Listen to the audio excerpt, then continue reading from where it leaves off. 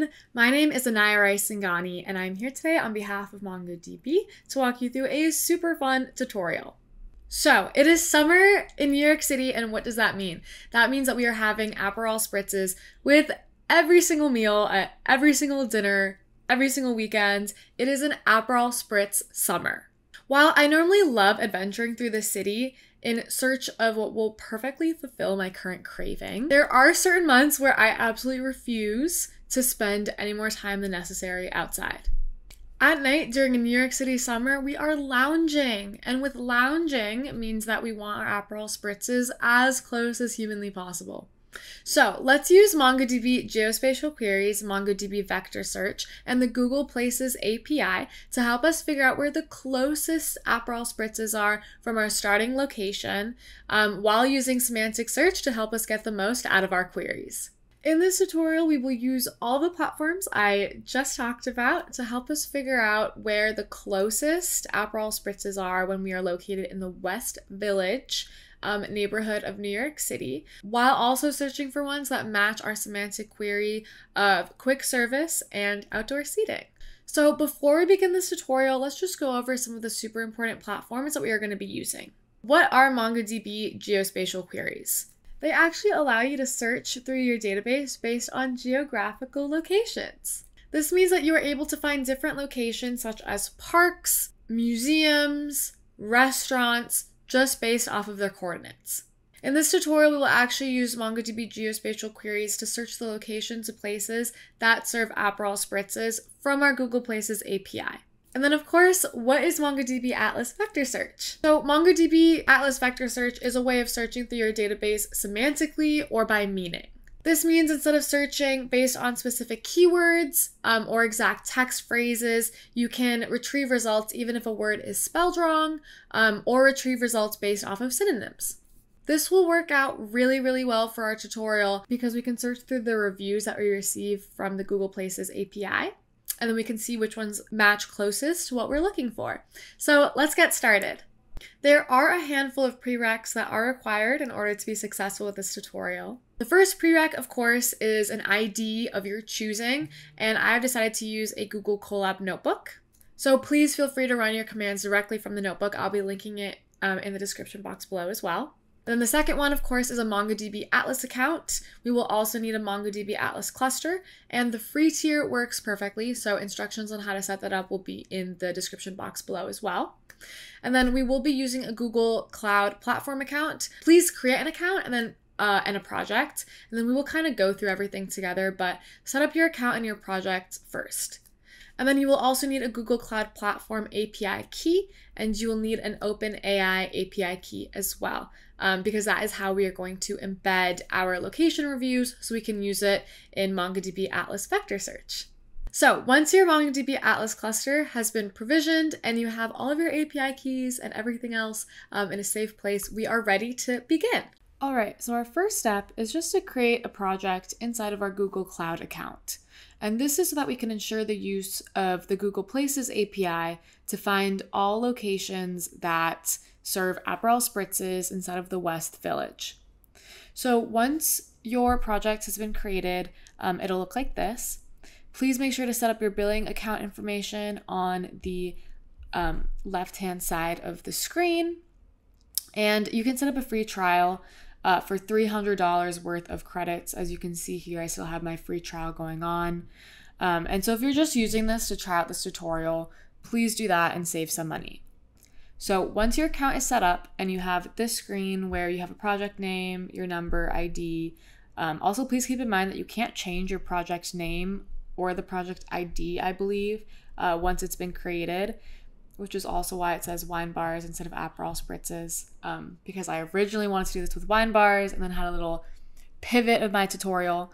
You can't change it, but that's totally fine. So once your account is set up, we want to go ahead and enable the Google Places API that we are going to be using. And so I'm going to leave some links in the description below along with the written out version of this tutorial if you want more information, but you can just do this through the same link to set up your Google Cloud project, and it'll look like this. So you can just click enable. I have this enabled already. but you want the Places API enabled so that you can do everything the same way I did.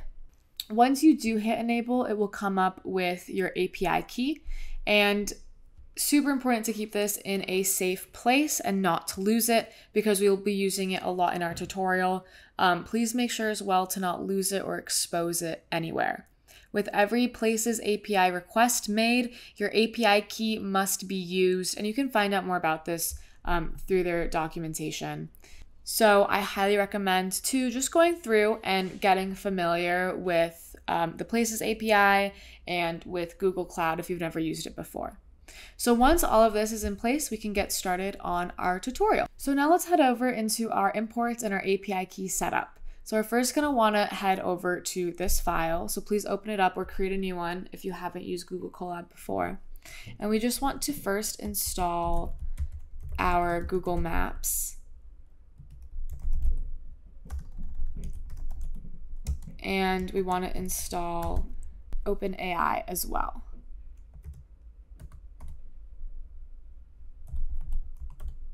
And then we can just run that and make sure it downloads. Perfect. And then we can create a new little code block and we can actually do our imports and define them. So import Google Maps, import GetPass, import OpenAI. And so we're going to be using the GetPass library to keep all of our API keys secret because we are going to be using, as you can remember from the interjection of this video, we are going to be using OpenAI as well. So make sure that you have that key on hand before going forward too. And I'll leave links in the description below, once again, along with my written out tutorial in case you need a little bit more help. So let's run this and make sure it works. Awesome. So now let's just set it up for our Google API key and our OpenAI API key. So this is going to be our Google API key. And this is just Google API key is equal to GetPass. And then we can do any prompts. I'm just going to say, put in here. Do our map client.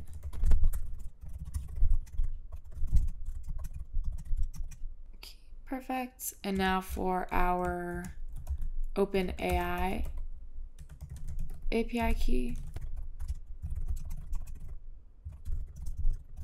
And once again, we can just have a prompt, and that can just be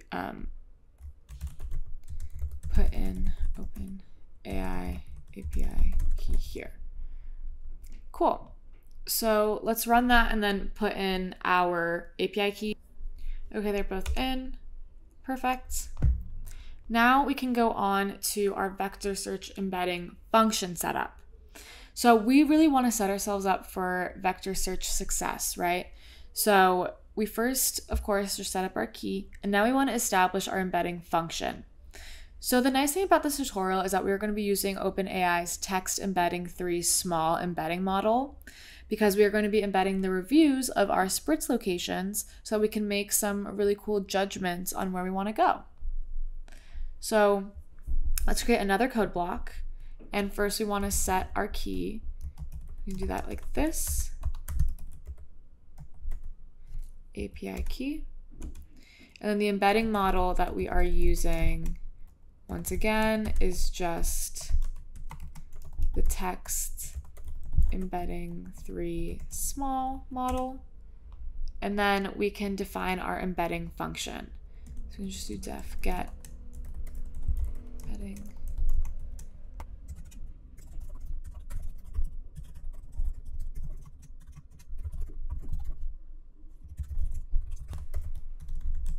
Embedding model.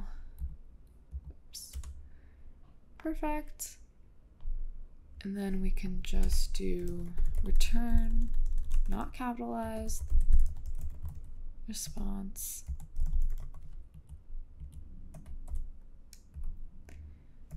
And embedding. Cool, let's run that. Nice. So Now we can move on to our nearby search method in our Google Places API. So when we're using the nearby search in our Google Places, we are actually required to set up 3 parameters, and these are location, radius, and keyword. So for our location, we can find our starting coordinates, the very middle of the West Village, by just going over to Google Maps, doing West Village, Manhattan. Cool. And as we can see here, there's a little red area around it. And I'm just going to eyeball it to figure out which coordinate it is. So I'm going to do, maybe let's go like, what is the middle? Maybe like here. Here. We can just right click it. And then I want to save that coordinate. So now let's go back here. So we have that in place. So not hard to get. And then for our radius, we have to have it in meters. So let's go ahead, since I'm not very savvy with meters, let's write a small function to help us make that conversion just quickly, and that'll just be really simple. So miles, meters, miles.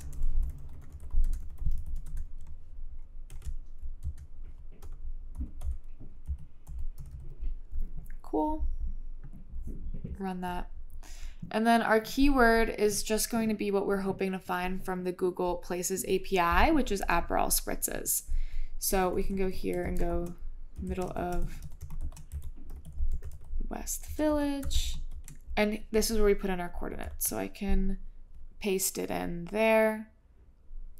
And then we can do our search radius, and that's going to be miles to meters, just a little function we did above.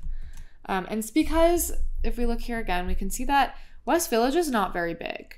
Not very big at all. So instead of doing like a mile or 10 miles, I'm just going to keep it really, really small and do less than half a mile. And we can also go and do Spritz Finder, and then this is our keyword, which is just Aperol Spritz. So this is the keyword that we want when we're searching in our Google Places API to figure out what we're looking for. We can then make our API call. Let's first run this little section. And we can do this by going response, client, places nearby. And go location is of course middle of West Village. And then our radius is going to be equal to search radius. And then our keyword is equal to Spritz Finder. Perfect. So now before we go ahead and print out our locations, what we really want to think about is our end goal, and we want to achieve a couple of things before we insert our documents into our MongoDB Atlas cluster. So what we want to do first is get detailed information about our locations. So we first need to make another API call to get our place ID, the location name, the formatted address, the geometry for our coordinates. Some reviews, I'm only going to do up to 5, and then the location rating. You can actually find more fields to return if you want to from the nearby search documentation. And that's just right over here. So you can pick whichever ones you want, and they have a ton to choose from. So depending on what you're looking for. And then we also want to embed our reviews for each location using our embedding function. So we want to make sure that we have a field for these, so our vectors are actually stored in an array inside of our cluster. And we are choosing to embed here just to make things easier in the long run. And because we are doing 5 reviews together, like let's just combine them into one string to make things a little bit easier on the actual embedding. So that's the second thing we want to think about. And then the third thing is we want to think about how our coordinates are set up. So while we're creating a dictionary with all of the important information we want to portray, this is really important to keep in mind because MongoDB Geospatial queries require GeoJSON objects. And you can learn more about that from the Geospatial queries documentation, and I'll link this below as well. So this means that we have to make sure that we have a proper format, or else we won't be able to use our geospatial queries operations later on in the tutorial. We also need to keep in mind that the longitude and latitude are actually stored in a nested array, as you can see here, underneath the geometry and the location inside of the Google Places API.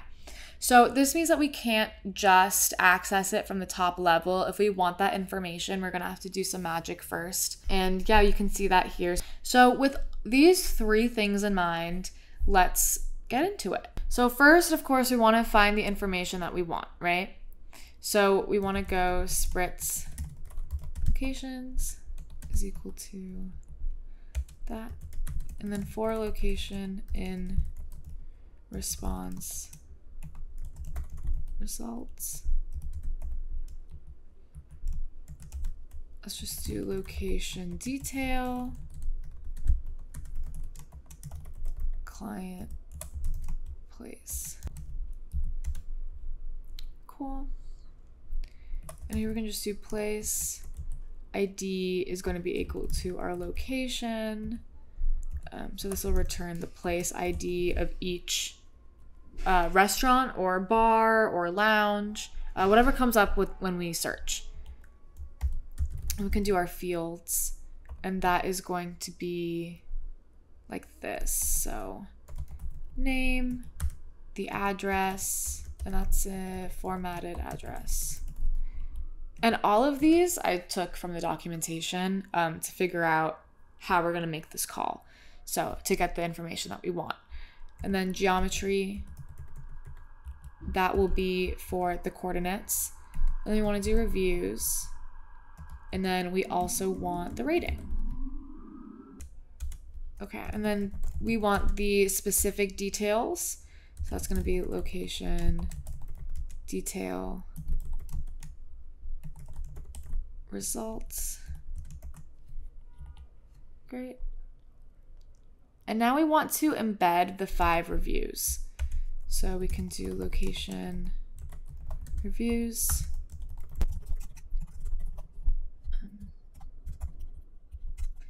And now we want to store the reviews.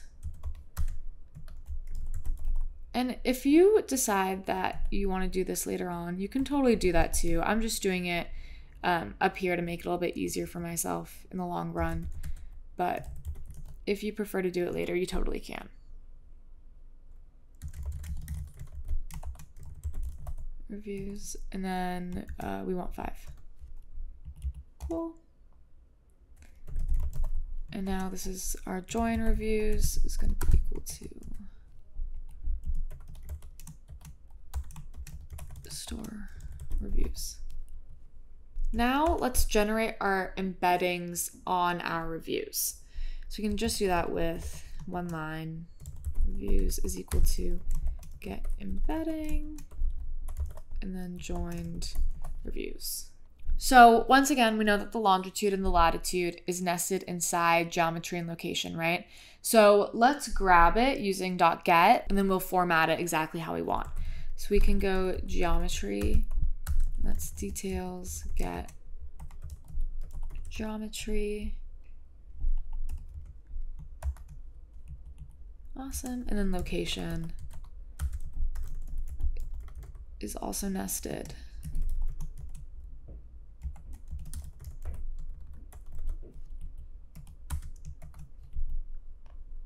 Cool. And now let's open them up. Longitude, location, get, and then as you can see from here, it's shortened as LNG and LAT. So keep that in mind as well.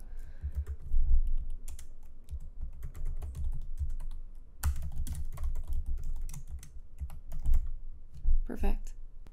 Location info.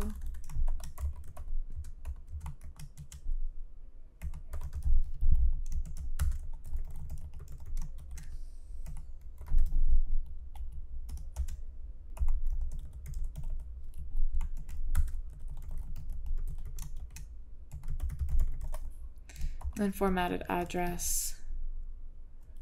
from here, once again, MongoDB Geospatial queries require GeoJSON formatting. So that's why we're going to do this stuff now. So let me scroll up a little bit. I'm going to do location and then type. If you're wondering where I'm getting this from, it's here. So be sure to read documentation before you try to implement, just for a clear understanding. Points, and then we want coordinates, longitude, latitude. Cool. Then from here we can just once again do rating, reviews, embedding, and then we can see what happens. Details get.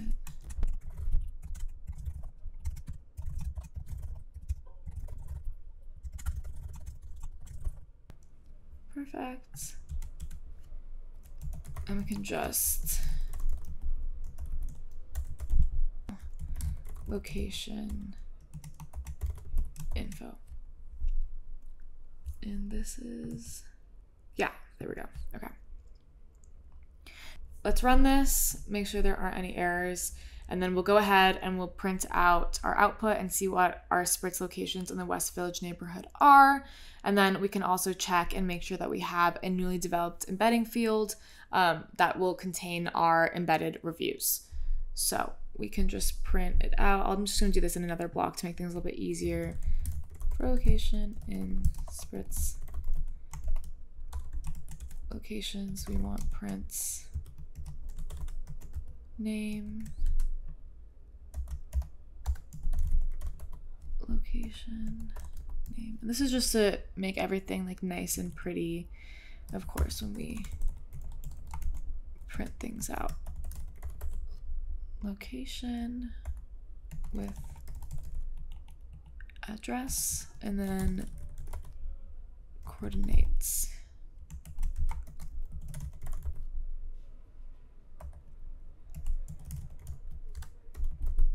Location, and then what else we have? We had rating,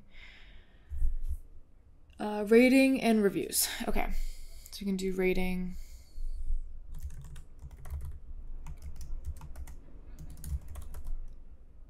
Location, rating, and then let's do reviews. Oh, and we need embedding.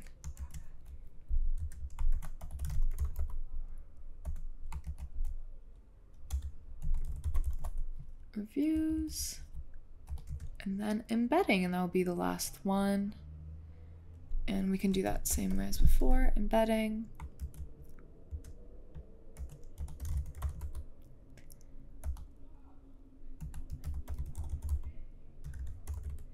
All right, so let's run this and see what happens.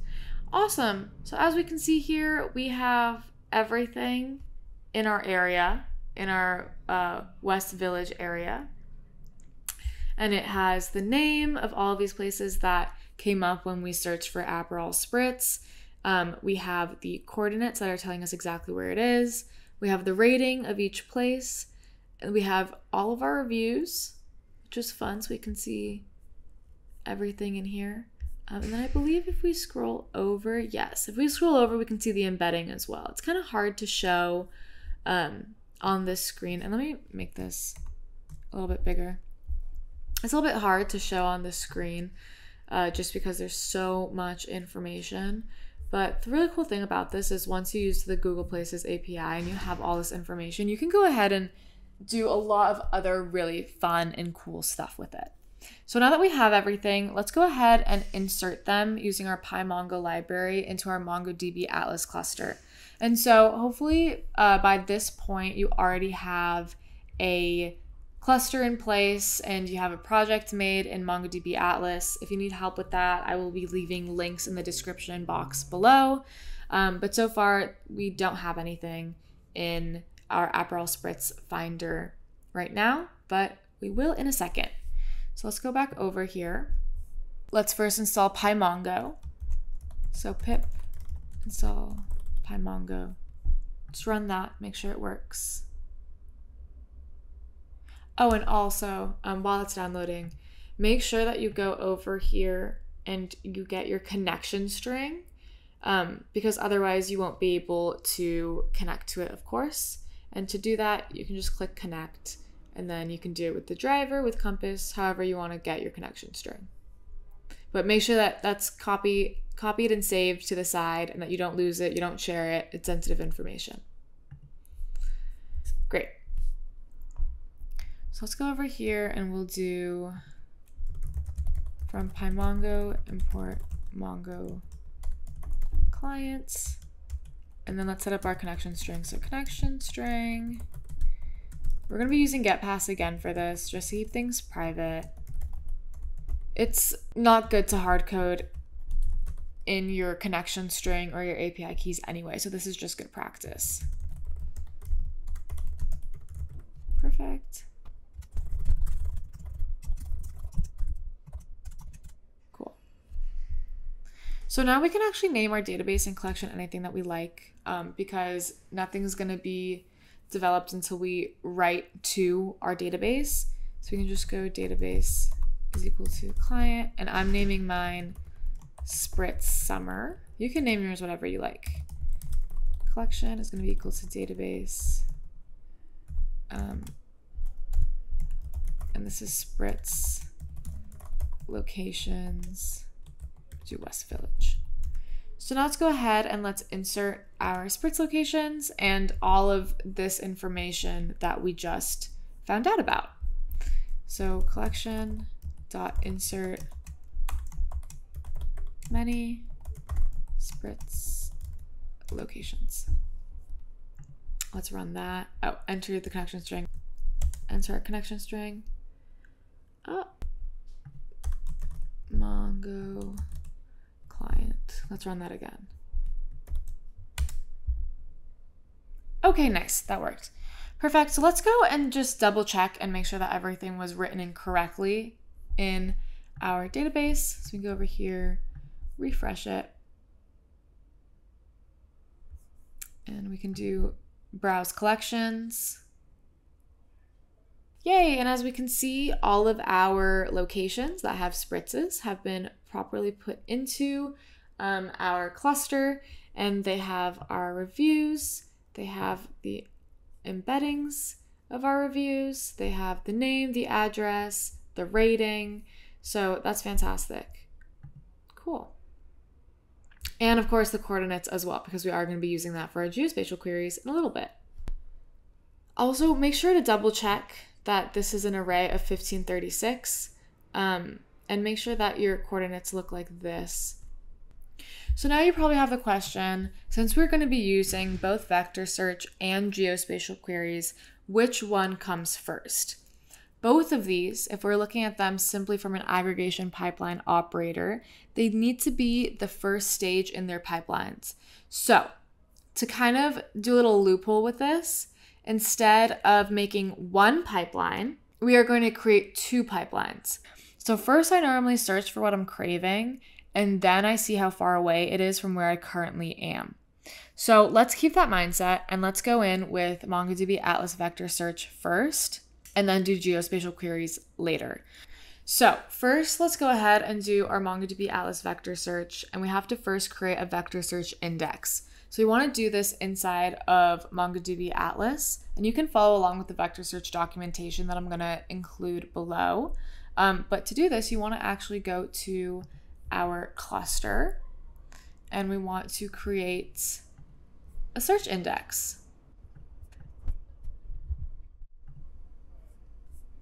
So go ahead and click on your collection. I'm going to keep the index name the same. So we're going to change things up just a little bit. I'm going to take, I'm actually going to keep that. And similarity, I'm just going to change to cosine. And then number of dimensions, I'm going to change to 1536. And we are going, field name is going to be embedding, because that's what we had our embeddings as. Perfect. So we have number of dimensions. We have our path, which is embedding. We have our similarity, which is cosine, and we have a type, which is vector. So I can go over here and just click save and then create search index. Awesome, it turned green. So let's just set the scene a little bit. Let's say that I just finished dinner with my best friends at our favorite restaurant, Balabusta. That's right up here in the West Village. And the food was great. It's a summer night, and we are in the mood for post-dinner spritzes outside, and we would prefer to be seated quickly. So let's see if we can find a spot. Our first step is going to be just embedding our query. Please keep in mind that we cannot compare text to vectors. We have to compare vectors to vectors. So we can luckily just do this with a couple lines of code since we are going to be using the same embedding model that we embedded our reviews with. We can do that. Just create a new code block and go query description is equal to outdoor seating quick service. Query vector.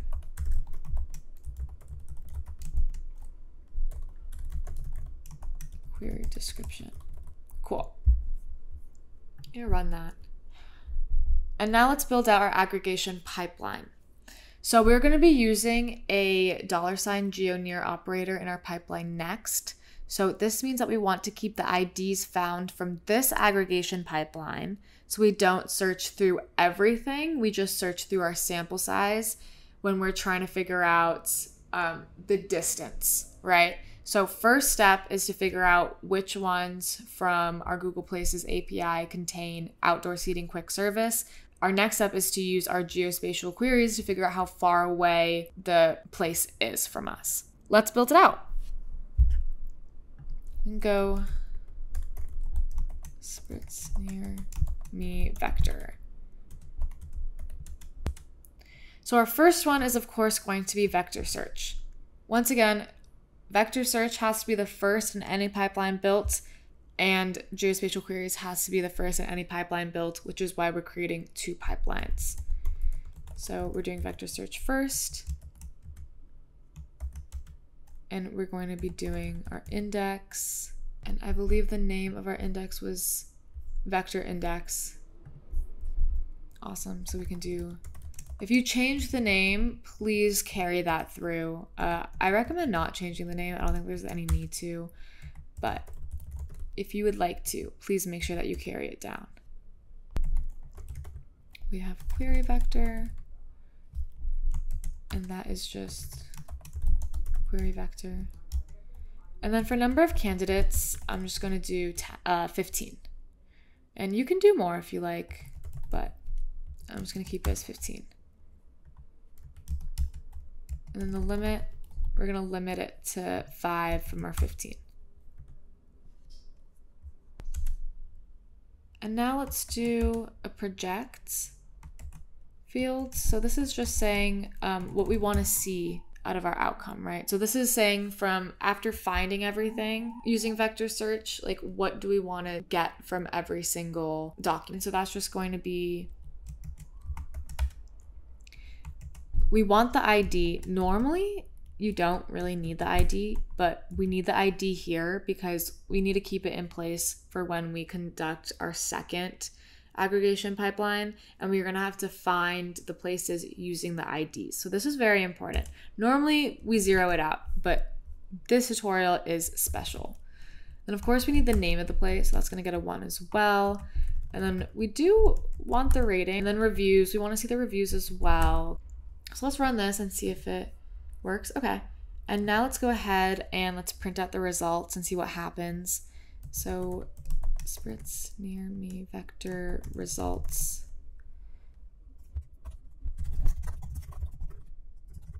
Aggregate vector. And then near me vector results. Print results. So let's print them out. Awesome. So as you can see, we have 5 great, fantastic options. And if you go ahead and read through the reviews, you can see that they highlight things such as outdoor seating and Aperol Spritzes, which is great. So let's go ahead and save the IDs from our pipeline above in a simple line so that we can specify that we only want to use our GeoNear operator on these 5 places, or our sample size, to figure out which one is furthest away from us. So Spritz near me IDs.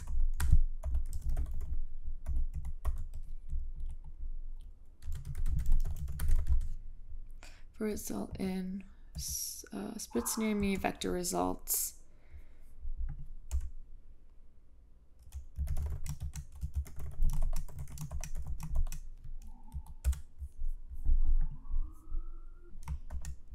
Let's try that again. Okay, nice. Now that they're saved, we can build out our $GeoNear pipeline and see which one of these options is closest to us from our starting point, Balabusta, so that we can walk over.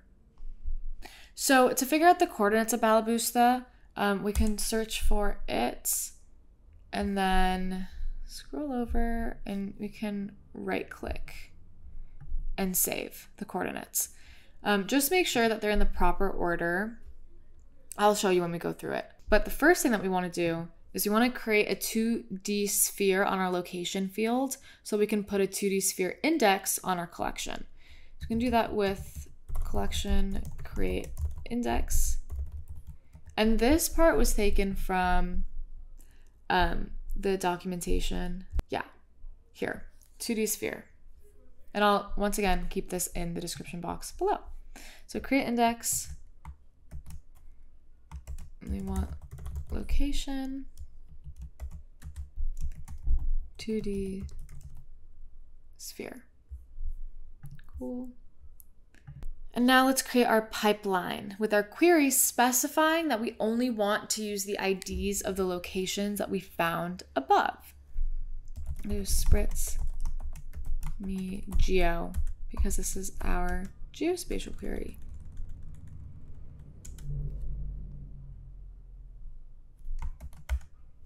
And we can do $GeoNear. And then we want to do near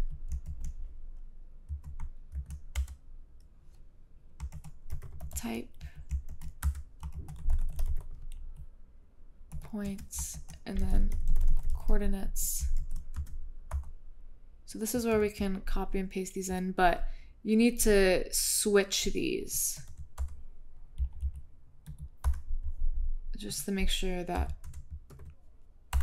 it's the right format. Awesome. Okay, now here we're going to say that we only want to use our sample size. So we can go in and do query, and let's not forget how ID looks, as I did above.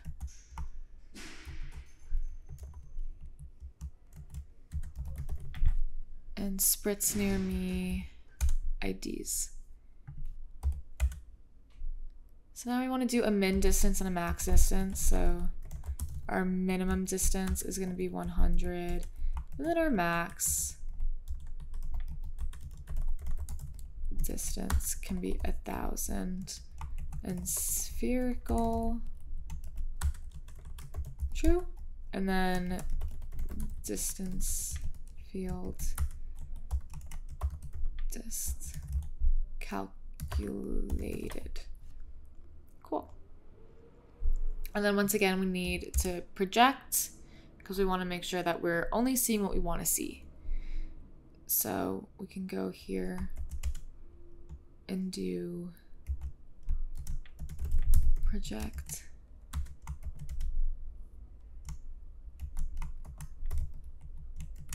And now we don't need the ID field, so we can just zero that out. We do, of course, want the name. So if we don't have the name, how do we know where to go?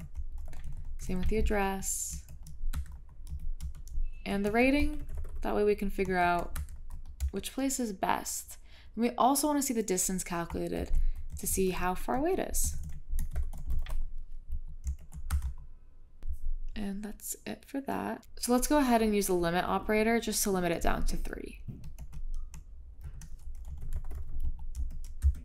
And that's just like that. And now let's also go ahead and use our sort operator just to sort it by distance. Make things a little bit interesting.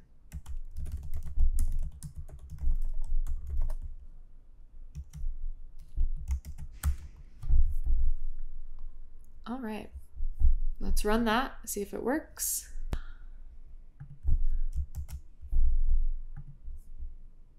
Okay, perfect. You know what? Sometimes we make mistakes, but we fix them.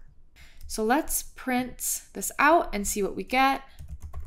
So Spritz near me geo results.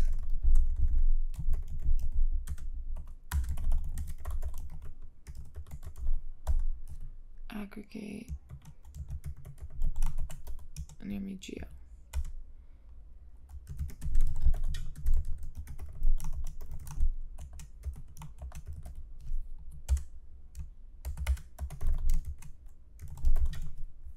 Perfect. Awesome.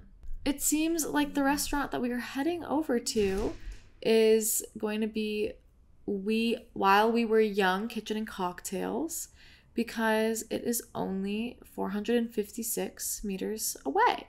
So if you would like to see an alternate method with geospatial queries first and then vector search, please head over to my tutorial, my written tutorial that is linked in the description box below, and it'll walk you through how to do that if you'd prefer it. So in this tutorial, we covered how to use MongoDB Atlas Vector Search and the Google Places API to find our closest Spritz locations in the West Village neighborhood of New York City using semantic search. And then we used MongoDB Geospatial queries to find which locations were closest to us from a specific starting point. For more information on MongoDB Geospatial queries, please visit the documentation that will be linked below. And if you have any questions or if you would like to connect or just chit chat, please join us in the MongoDB developer community. Thank you so much for watching, and I hope that you enjoyed watching this tutorial and following along as much as I enjoyed creating it. See you next time.